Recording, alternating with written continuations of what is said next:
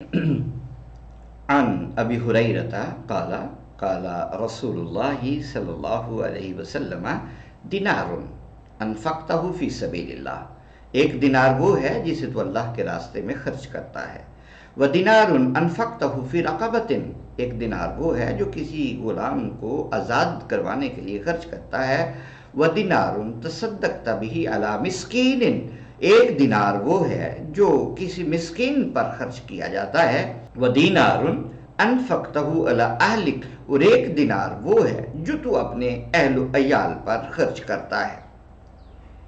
ان میں سے کون سا دینار اجر اور ثواب کے اعتبار سے بہتر ہے؟ فرمایا ودینار انفقتہ علی اہلک اعظمها اجرا الذی انفقتہ علی اہلک، وہ دینار جو تو اپنے اہل و عیال پر خرچ کرتا ہے درجے کے اعتبار سے، اجر کے اعتبار سے، ثواب کے اعتبار سے یہ باقی خرچ کیے ہوئے تمام اقسام کے دیناروں سے زیادہ اجر والا ہے۔